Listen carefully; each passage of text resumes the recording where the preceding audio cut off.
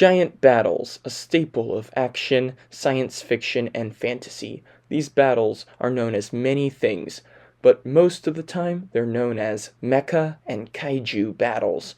Battles between creatures and robots of colossal sizes has been popular since the release of The Lost World in 1925, followed by King Kong in 1933. These used stop motion, as this was a common form of special effects in early filmmaking. One of these was The Beast from 20,000 Fathoms, which inspired a Japanese take on the genre called Godzilla. This started a new genre where creatures of massive scale, hundreds of feet tall, are called Dai Kaiju, sometimes shortened as just Kaiju. Kaiju became a genre for films. However, these films were made differently than stop motion. They used suitmation, a strategy where they created scale models of cities and had actors in creature suits portraying them. This became extremely common in the genre of special effects-driven films and TV series called Tokusatsu. Most notably, there was a superhero franchise called Ultraman, where a superhero would grow to colossal sizes to fight kaiju, and this inspired a subgenre called Kyodai Heroes. Additionally, there was a concept of giant robotic vehicles piloted by humans called mecha. This concept became a staple of anime and found its way into tokusatsu too. Kaiju and mecha go together pretty well, as they're both gigantic and it makes sense for them to fight each other. One company called Toei created a tokusatsu series based on the American comic book series Spider-Man, while they had associations with Marvel. In this series, they gave Spider-Man a mecha for fighting giant monsters. This led to higher ratings, and they realized that they needed to mix this with the formula of some of their other shows. As a result, they created the Super Sentai franchise, where 5 masked superheroes fought monsters on both land and in giant form. At first, they had a giant robot under their control, but throughout multiple seasons in the 80s, they transitioned to combining mecha controlled by each of the individual Sentai Rangers. And since then, mecha have been an important part of the franchise. Part of it might be because they're what sells toys. This series got recognition in the 90s with Saban's Power Rangers franchise adapting Super Sentai. As time has gone on, mecha and kaiju have inspired a lot of media in the 20th and 21st century. For instance, when Transformers first came out, it had connections to a mecha toy line called Diaclone. Also, mecha and kaiju clashed in the 2010s big-budget film franchise called Pacific Rim, and there were a few American kaiju films released at the beginning of this century, such as the MonsterVerse Shared Universe. However, in the age where CGI is becoming more common in film, and most Hollywood blockbusters use entirely CGI for monsters and mecha, in Japan they still use suitmation and practical effects for some tokusatsu films and many TV shows. However, they frequently use CGI for some effects. Plus, there's some fully CGI films, such as the recent Godzilla films, and motion capture for some series. CGI looks good in big-budget productions. However, if you have a low budget, you'd be better off filming the traditional battles using miniatures and suits, because low-budget CGI has major flaws, and many low-budget films have overused it. However, some Super Sentai series and many others have used CGI in recent years, and they've combined footage from miniatures and suits with CGI models of mecha and monsters along with backgrounds. While analyzing kaiju and mecha battles in tokusatsu and Hollywood films, I looked at the different criteria that make these colossal battles entertaining. From my analysis, there's 8 major things that work together to make decent giant battle choreography: cinematography, scale, combat, camera work, visuals and style, weight and impact, energy and ferocity, and lastly, sound. Cinematography is first. Giant battles can be either set during the day, night, or somewhere where this doesn't matter, such as in space or underwater. All three of these look different, and there's set pieces for the locations. They can either be in big cities or the great outdoors. Additionally, some sets have been built to look like smaller towns in more rural areas, so the two of those overlap. First of all, the cinematography has to look like a giant real-world setting and not blatant set pieces. Lighting is a major part, and there's also green screen effects, which are sometimes used for cinematography. There are some extremely interesting battles experimenting and mastering cinematography, but there are some generic, minimal uses of cinematography in various films and TV series over the years.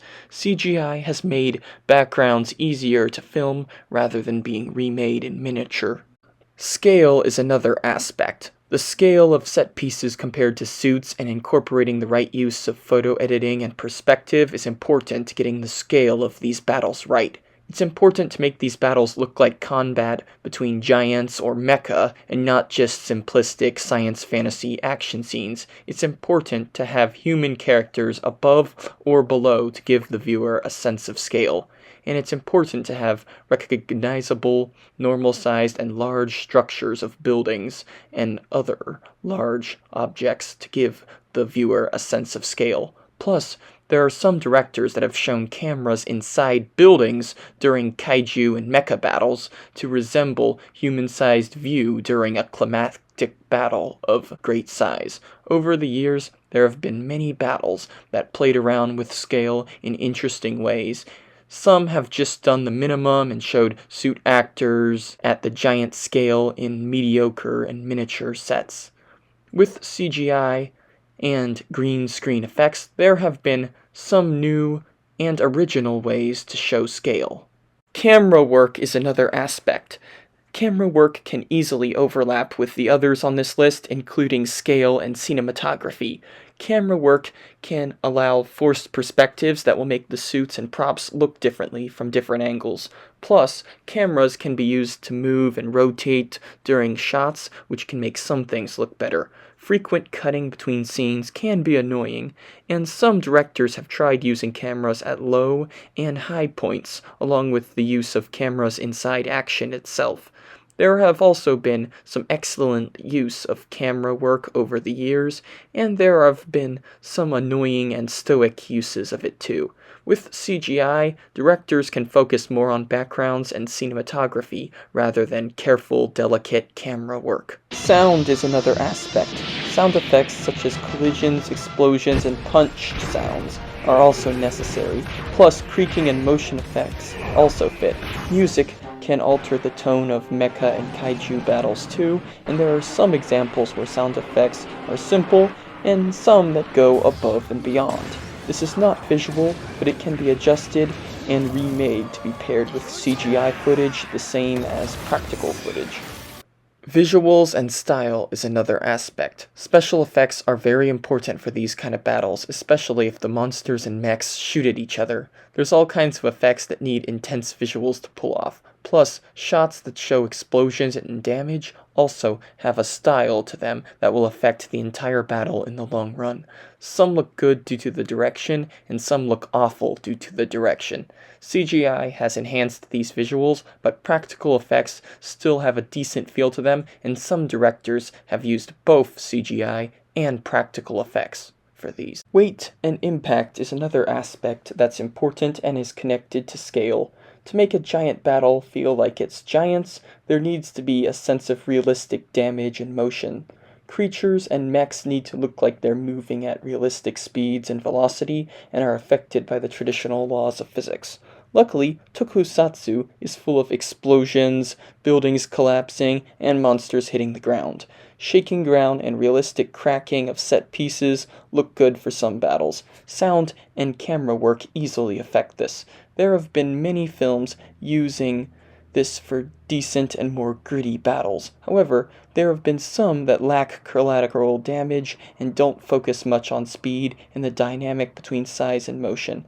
With CGI, there have been more animated explosions and damage to backgrounds. However, CGI has allowed for more violent destruction of giants. With all of this, combat is still important. Even with all the cinematography elements done perfectly, there still needs to be entertaining and interesting combat. Just simple robots and monsters duking it out can get boring, and monsters just shooting at each other can also get boring. There needs to be a sense of intriguing combat, such as giants throwing each other around, using the environment to their advantage. Interesting weapons and attacks and interesting monster designs can affect this part of the battle. There have also been many good and interesting uses of combat in many different ways, stretching the imagination of kaiju to the limits. However, there have been some boring slugfests and generic fight scenes. With CGI, giant battles can be even more dynamic, and motion of them can be even easier to achieve. Lastly, there's energy and ferocity. This can overlap with combat pretty easily. There's a line between making the fights gritty and having emphasis on size and making them slow and boring. Even with all this, creatures and mecha need to be aggressive and ferocious, and they need to have some sense of speed and energy that you would expect from a real fight scene. There have been fight scenes that have gone too far and failed to capture the giant battle elements due to trying to make it too fast. And there are some that look like toasters boxing. However, there are still a lot of fights that find the sweet spot in between. These 8 factors are important in all giant battles, whether kaiju, mecha, or both. All mecha and kaiju battles struggle with at least one of these. There are an infinite amount of combinations of the best and worst of all these. There are a few giant fight scenes that do a decent job at most or all of these, but as far as I know, I've seen no giant fight scenes that are truly perfect, and even the worst still have some kind of redeeming factor. And it's interesting to see how far directors can go, and hopefully modern technology will keep these concepts alive. Thanks for watching. I hope you enjoyed this video, and if you have an interest in kaiju and mecha battle choreography, I hope you find this helpful.